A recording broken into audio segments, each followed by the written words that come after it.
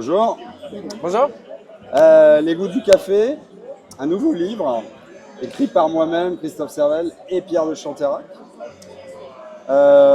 Si on veut, moi je suis le fondateur de Terre de Café, Pierre est le directeur café de Terre de Café. Et il nous a paru important, un stade de jeune maturité du café de spécialité, on va dire en France, de faire un peu un point sur le goût du café, le vrai goût du café, ou plutôt les goûts du café. Et aussi d'expliquer aux amateurs de café et à ceux qui s'ignorent que les goûts du café, ça vient d'une multitude de facteurs. C'est rappeler aussi que le café est un produit de terroir, et ça c'est la partie que j'ai moi un petit peu plus développée, qui est la première partie du livre, où on explique en fait les impacts du terroir sur le goût. Donc le terroir, c'est évidemment un climat, des sols, une altitude, et c'est aussi des hommes ou des femmes qui utilisent certaines méthodes, qui font des choix, et tous ces choix-là ont un impact sur le café. Donc le café est multiple, ça dépend des variétés, ça dépend des sols, je l'ai dit, des fermentations, et on peut avoir des cafés qui sont plus dans l'acidité, des cafés qui sont très sucrés, des cafés qui ont plus des notes de fruits rouges, de fruits jaunes, de cacao, d'épices, etc. Et c'est tout ce qu'on a voulu expliquer dans le café. Je vais laisser la parole à Pierre. Il y a une dernière chose que je veux dire. Pourquoi faire un point sur le goût du café? Parce que le standard du café, le standard des goûts du café est en train de changer très vite. Et on passe d'un café de qualité, on va dire moyenne, mais surtout au goût de brûlé, de trop torréfié, à des cafés qui sont beaucoup plus expressifs et variés.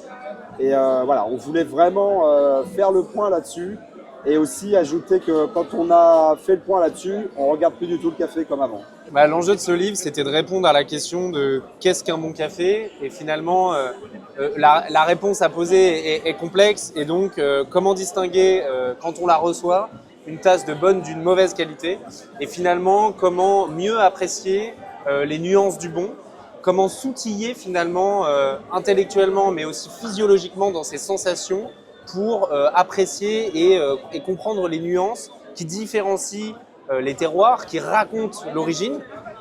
Et voilà. Et en fait, c'était tout ça, et ça nous a paru évident de lier complètement le rapport entre l'origine et la dégustation, et finalement cultiver le plaisir de goûter et accroître ses capacités d'analyse sensorielle pour devenir un meilleur dégustateur et finalement mieux comprendre et finalement prendre plus de plaisir.